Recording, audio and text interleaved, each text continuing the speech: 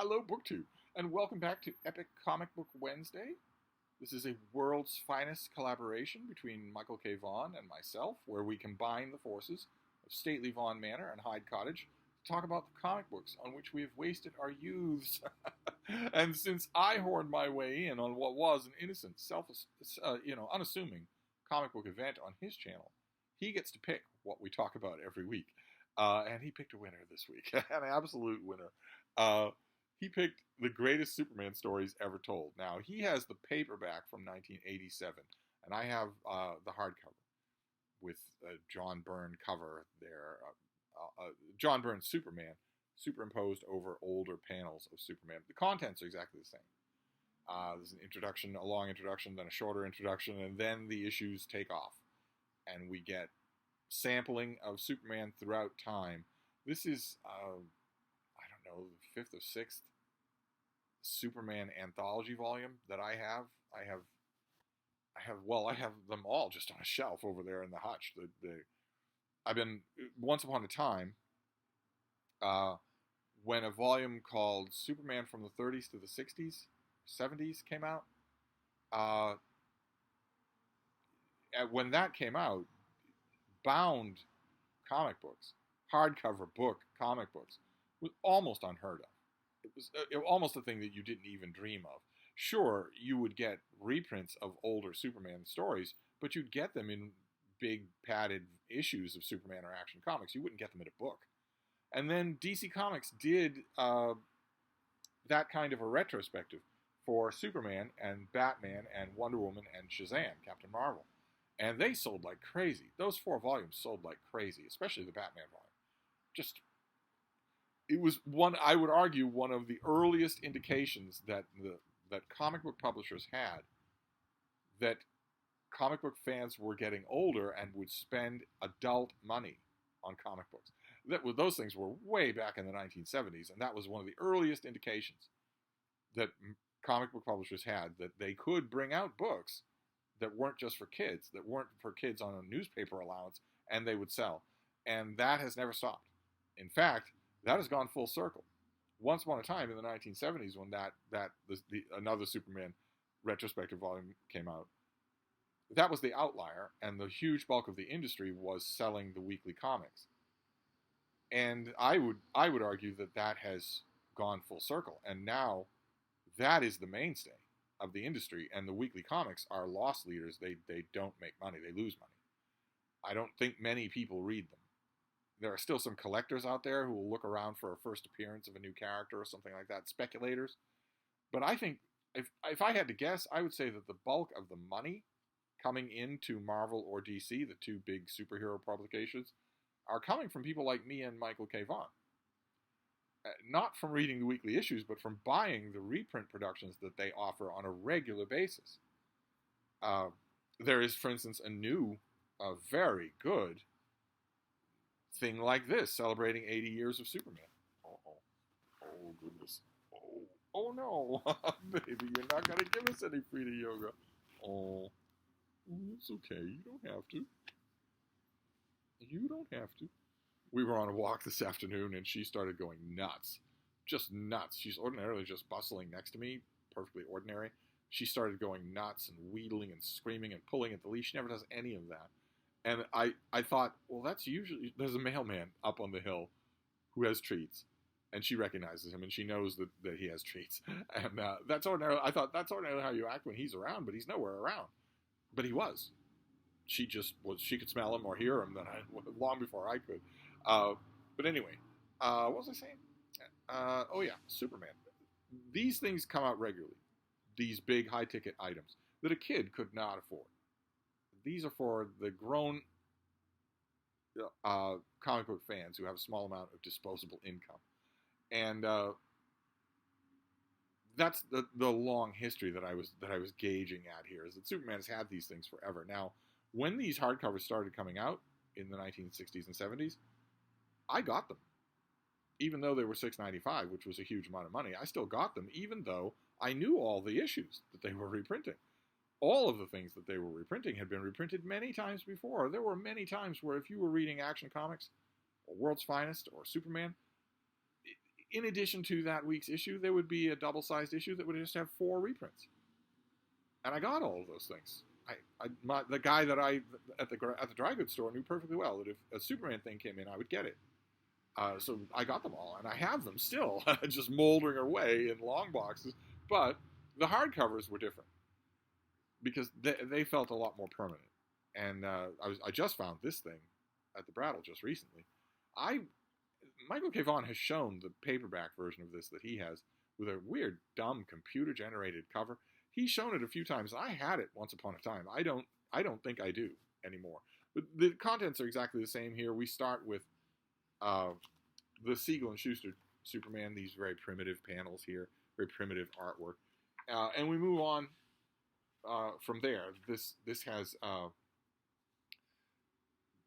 one of the first costume supervillains, a guy called the Archer, I wanted a lot more of his story than I got. Of course, he has no defense against Superman. Superman has superpowers. And for years and years, decades and decades, in Superman and Action Comics, Superman's the only one who lives on Earth who has superpowers. Aliens might come that have superpowers. Kryptonians or Kryptonian knockoffs might come. But they go by the end of the issue. They don't stick around. He's the only one on Earth who has superpowers. So the idea that he would face this guy who just has arrows isn't ever going to be a contest for him. But I was still intrigued by the arrow. And this also has first appearances. There are all sorts of first appearances in this collection. We get the first appearance of Mr. Mixiez Pittleick, who is an imp from the 5th dimension, and his gimmick is that he can do anything at all, which means a lot of fun for Superman artists, but it also means a lot of fun for Superman writers. So they can just let their imaginations go wild. And he gets to leave the 5th dimension and come to Earth and make havoc for Superman once a month, coincidentally, just about the regular frequency that he appeared in comic books. And the only way that Superman can get rid of him, he's all-powerful. Superman can't do anything to him. The only way that Superman can get rid of him is trick him into saying his name backwards. If he says his name backwards, he involuntarily goes back to the 5th dimension and has to stay there until his time is up. A really dumb, just dorky character just a dumb, cartoony, dorky character. Lots and lots of fun. A Mixiez Pittleick story is always lots and lots of fun. And then we also get, this has classic Wayne Boring artwork. We get a fully fleshed out version of the origin of Superman with, heroic Jor-El warning the Kryptonian Science Council that this planet is doomed. Krypton is going to explode, and you should pay heed. We should build a fleet of space arcs to evacuate the population of the planet. There's nothing we can do to save it. We have to evacuate the population of the planet. And they don't listen to him. And Jor-El has created a prototype rocket ship at home that's just big enough for his little baby infant, his little Kal-El, who he sends to Earth. And it's a classic iteration of the Superman origin story that has been mucked with a million times. Did one person destroy Krypton? So not natural processes at all. Did Jor-El have a hand, maybe, in the destruction of Krypton? Did Jor-El survive the destruction of Krypton? I tell you, I'm not gonna turn this into a rant about the current state of DC continuity, but Superman continuity needs a hard reboot. A hard reboot. I would say, if I were being a fuddy-duddy, I would say reboot it to this origin story and leave it there. But this origin story doesn't include Supergirl, and she's a great enough character so that I would kind of want her to be around, I guess. This was the first time in the comic books that Superman's origin story was told in that kind of detail, so it makes it into this issue. This issue includes the first story where Superman uses some version of time travel or mental travel in order to go and live on Krypton, in order to meet his parents. This has a Superboy story in it, which is really, really nice, considering how popular Superboy was. He regularly outsold Superman when he had his own comic book. In this, he's fighting Bizarro Superboy. The Bizarro stories never really did anything for me at all. They were staple with fans. Fans just loved them. This also has the introduction of the first woman that Superman ever loved. Before he met Before he fell in love with Lois Lane, he met a mysterious woman in a wheelchair with a blanket over her legs. But the reason that she has a blanket over her legs is not because she is the headmistress of Xavier's School for Gifted Youngsters, but because she's a mermaid. She has a big fishy tail under that blanket. You'd think that would be pretty easy to spot, even with the blanket over it. But her name is Lori Lemaris, and she turns out to be Superman's first love. She is a mermaid. A lot was done with her in future continuity, but again, a continuity reboot would be good. Considering the fate of Lori Lemaris, a continuity reboot would be good. But this has classic Kurt Swan artwork. See, Mr. Mxyzptlk returns with Kurt Swan artwork. It has Krypto the Superdog. It has the classic Lois Lane. It has a great story with really good Kurt Swan artwork. You can tell that Kurt Swan is a fantastic artist because he does a classic story that is reprinted all the time called Lex Luthor Hero.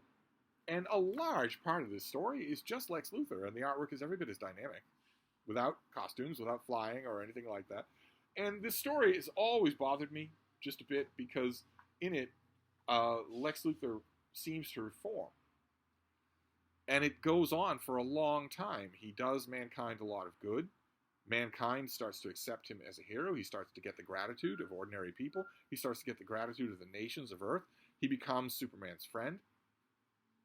And at the end, it's revealed, of course, it's not spoiling because it's Lex Luthor. In the end, it's revealed to be one long, elaborate scheme, and it wouldn't be. It wouldn't be. I guess Carrie Bates or whoever wrote this was probably meaning it to be a meditation on the nature of psychopathy. That even when you get all the things that should validate a normal human being, it's not enough. That you're on a different wavelength, so you're always going to be damaged. A part of me always wants Lex Luthor Hero to be the last Lex Luthor story. There really isn't anything to say about the character after this story. This story just proves that he's completely irredeemable. But it doesn't give any explanation as to why he's completely irredeemable. It just does so. It's always heartbreaking to me. I'm always glad when it gets reprinted. It is an example of a really good Superman story. I would argue, there's a point I want to make about this anthology and any other Superman story. I would argue that in a Superman anthology like this, where it's the greatest Superman stories ever told, there were DC did 2 volumes in paperback with Alex Ross covers of great Superman stories. I would argue that in most anthologies like this, really, you're not talking about a great story. You're just talking about a story that introduces something. What's the first story that has Bizarro? What's the first story that has Metallo, the man with the kryptonite heart? What's the first or a signature Superdog story? Something like that. Lori Lemaris appearing. It's not a particularly good Superman story, but it's where she appears. All the fans remember that, right? Or maybe the first comic book story where Superman and Batman learn each other's secret identity. It's not all that good a story. There are lots of better Superman and Batman stories, but it's going to be in an anthology like this because it's either a representative of a type of Superman story or it's the first one. It's the idea that of a great Superman story was alien to the first 50 years of Superman being around. Instead it was, is that a good one? Oh, that was a good story. Oh, yeah. Oh, wow. So Superman encounters Excalibur, King Arthur's sword. I wonder what's going to happen there. And when it's over, 6 pages later, that was a good Superman story. I would argue, bet you were wondering if Stan Lee would come up in this video, I would argue that the whole concept of the best Superman stories ever, although it makes for great anthology volumes, is an outgrowth of the Stan Lee virus. In a way, I would say hear me out, but I'm not going to torture you with that theory. There are plenty of other epic comic book Wednesdays for me to go on and on about. But you want to include benchmarks like that. There has not yet been an anthology for me of the best Superman stories ever told. I guess that would be individual to any reader. But like, for instance, here we have, in this volume, we have Jack Kirby doing Superman. In the pages of Jimmy Olsen, where he introduces the Forever People, and we get Jack Kirby and Vince Gilletta, the team that gave us the great Marvel Comics Thor. We get Jack Kirby doing Superman, and it doesn't work. It doesn't work anyway. Jack Kirby's run on DC anyway is, I think, a failure. You can't call it that because it gave us Darkseid, but I still do. It's largely putting Jack Kirby in charge of the writing is a bad idea. You end up with everybody acting out of character and all sorts of lopsided, uneven plots and bad conceptions.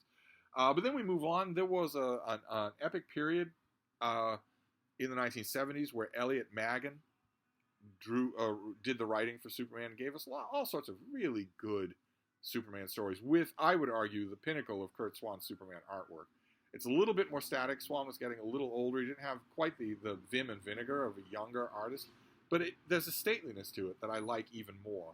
I have all of these things in rotting, molding paperback, stapled comic books in my long boxes. This one is there. Must there be a Superman? And there are a whole bunch of issues all around this one that are really, really good. There's Superman conferring with the Guardians of Oa, who are more rightly known for Green Lantern. And the Elliot Maggin came up with a whole bunch of big stories like that for Superman. What if he lost a lot of his powers?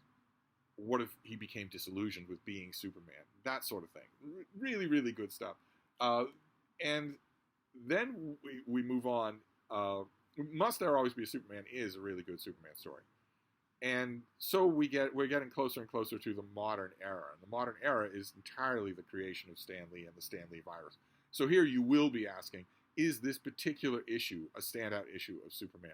And the next one that this volume gives us is a standout story, to put it mildly. The next story that we get here is a story called For the Man Who Has Everything, written by Alan Moore with art by Dave Gibbons, the same team that gave us The Watchmen. And as you can see from this splash panel, the occasion is Superman's birthday. Batman and Robin and Wonder Woman converge on the Fortress of Solitude in order to celebrate Superman's birthday and give him presents. And they find him dazed, unresponsive, with this thing stuck to his chest. And they don't know what that is. they know right away that it's something bad. Wonder Woman says that it feels like it has a little bit of magic attached to it, and Superman is vulnerable to magic, but they don't understand what's going on until they meet the being that sent the thing to Superman on his birthday. This being, Mongol, who's 10 feet tall and unbelievably physically powerful. And he has to squat down to talk face-to-face with Batman. And he tells them that I am in charge now. I have taken out Superman, and I'll be in charge now, not only of the Fortress of Solitude, but of the world. And he's wonderfully archly written by Alan Moore. He says, naturally, I shall need time to settle in and adjust to you and your many interesting customs. I know, for example, that your society makes distinctions on the basis of gender and age. Perhaps then you could advise me. Which of you would it be polite to kill first? And when Batman and Wonder Woman realize that this being is going to try to hurt them, he's going to try to kill them, an unspoken decision is made between them. There's no dialogue. Batman just looks at Wonder Woman. She's superpowered and he's not. She walks forward and punches Mongol. Now, I have my issues with this. Again, I won't go on and on, but Wonder Woman should be able to go toe-to-toe with this guy. She's as strong as Superman is. She's not 30% as strong as Superman is, as she's portrayed in this issue. She's as strong as he is. She should be able to go toe-to-toe with Mongol. That should not be something that Mongol just shrugs off while she's massaging her hand. But nevertheless, Alan Moore is a fairly sexist writer, so it's going to happen. And the whole time that they are doing this, the whole time that they're involved in this, Superman is in a fantasy world of his own. That's what this thing that's attached to his chest does. It puts you in a fantasy world. And his fantasy world is a Krypton that never exploded. What would his life be like if he just lives there? His father is old and gray. He is a happily married adult man on Krypton. No Superman, no rocket ship to Earth, no nothing like that. And it's his heart desire, but his nature is trying to bring him out of this. It's trying to recover him to the present moment. So while warfare is raging in the Fortress of Solitude, he is fighting this illusion. And the form that it takes, I won't spoil the issue for you, because if you haven't read it, you really should. It's reprinted everywhere. It's reprinted at least once a year by DC Comics. It is widely regarded, again, to get back to the theme here, it's widely regarded as one of the greatest Superman stories ever told. And the point that you want to realize is that if Superman comes out of that dream world, he's going to be very, very angry with the person who subjected him to it. It's torture. To see the life he might have led and have it ripped away from him again is torture. And it leads to an explosive climax to this issue. Just explosive. And weirdly enough, it's also beautifully done in the animated series. Just, I wouldn't expect it. I don't know why I wouldn't expect it, but it's just beautifully done in the animated series. The whole storyline for the Man Who Has Everything is relatively faithfully adapted, and it's wonderful. The moment when Superman is freed from this delusion is genuinely exciting. But that's not the final issue in this volume. That's not the final story that's reprinted here, because if you're going to have this cover, you're going to have to pay the piper. And John Byrne was Mr. Superman at the time. He had been given free rein by DC Comics to revamp the character from the ground up. And he'd done as much damage as any single individual could do until the era of identity politics just recently. Until then, forever, he was the one who did the most damage to Superman. And he had all sorts of really clever, trite, one-trick pony story ideas. And he came up with one for, in his revamped Superman world. Superman is a new hero, relatively new in Metropolis. And Lex Luthor is a disgruntled businessman who is nefarious on the side. So he's not this scheming super scientist wearing armor or a purple jumpsuit and working out of a series of labs and being arrested at the end of every issue. No, instead, he's the most powerful man in Metropolis, a kind of a kingpin of crime who dislikes Superman purely because there can only be one top dog in this burg or whatever. John Byrne's conception of Superman, his conception of Lois Lane, his conception of Lex Luthor, all terrible. All just awful. His conception of the Kents, his conception of the planet Krypton, all of it awful. I was watching, he launched these things in a 6-issue miniseries called The Man of Steel, and I was watching the whole time thinking, you're going to walk all of this back. And somewhere at the company, somebody has to have the awareness to know this. You're pouring all this time and money into something you're going to have to disavow every minute of this. This is not Superman. You're going to have to disavow all of this. Eventually, it might take you decades to do, but you're going to have to revamp this all. So why do it? If you know that as well as I do, why do it? But anyway, in this issue, the issue is called The Secret Revealed. And I admit, John Byrne's artwork is terrific. All throughout here, we get some fantastic, if I remember correctly, we get some fantastic sort of tableau flying scenes of Superman. Yeah, there we go. Look at that. Very nice. John Byrne drawing Superman is a visual treat. But the whole gimmick of this, this is so many dumb details. Byrne just thought he was so clever. Like, for instance, when a camera drone is following Superman, the operators notice that he's vibrating his head so they can't get a clear view of him. How many times in this issue is Superman solitary and stationary in front of cameras? How many times is he in previous issues to this one, in the next 5 issues to this one? It's like Byrne has the idea and remembers it for 30 seconds.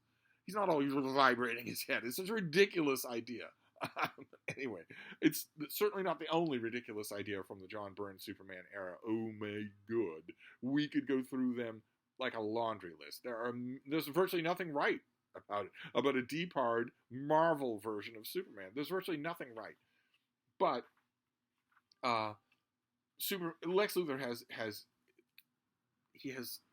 operatives attack the Kents in Smallville. He has operatives kidnap Lana Lang from Smallville. And he has a supercomputer working on what the connection could possibly be. They know there's some sort of connection between Clark Kent and Superman. What could possibly be the connection between all of these people and Superman? And at the end of it's a classic twist. At the end of the issue, the computer comes out with a solution. Clark Kent is Superman. And the female technician, let me get you the panel, because it's really well done. The female technician says, oh my goodness, that would never have occurred to me, and yet given the body of evidence, it's so logical, so flawlessly logical. And Lex Luthor is furious. He says, is it?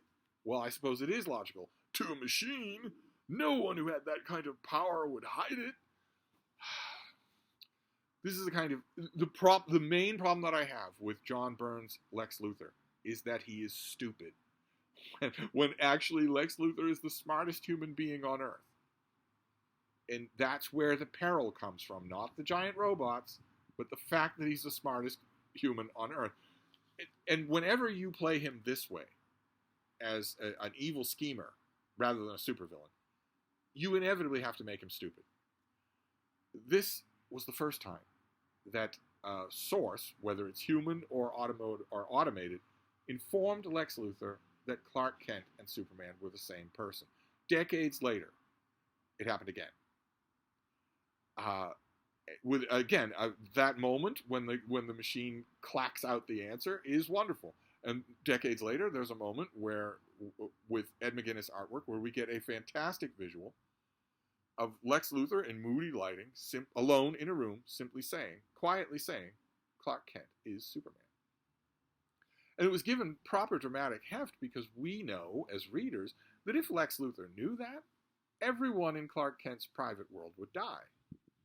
Or they would be held hostage so that Clark Kent has to do whatever Lex Luthor wants, which was part of the plot for the Jesse Eisenberg Lex Luthor in the movies. And is also at the heart of another truly great Superman story that is not in this volume, called Whatever Happened to the Man of Tomorrow. So I'm not saying that truly great Superman stories don't exist. They do. And I would argue that after the early 1960s, they litter the Superman canon. You can find them all over the place. But these volumes that call themselves that are almost never that.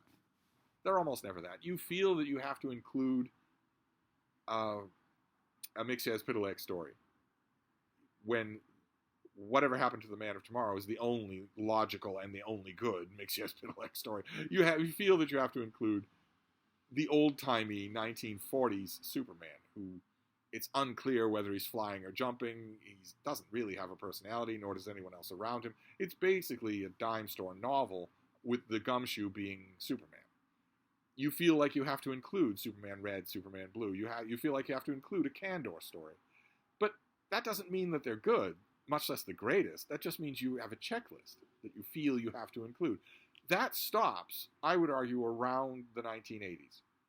Not because of John Byrne, but because the comics were getting that way.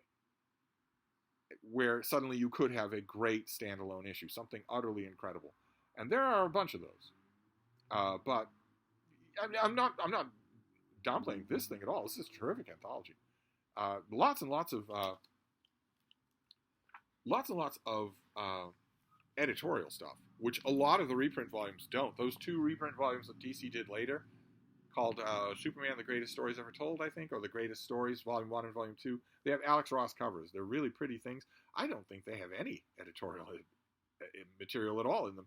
I don't know where exactly mine are. I have both of them, but you always like to see a little editorial stuff. This has 2 introductions and endnotes, which is good. You've got the industry people talking about Superman. But it was a wonderful choice anyway. I was very happy to work my way through this volume. Very happy. Not all of Michael K. Vaughan's choices make me happy, but this one did very much so. So I haven't watched his video yet, and I haven't checked with him to see what we're doing next week. But here's hoping that the streak continues. So I'll wrap this up for now, and I will see you soon. Thank you, BookTube.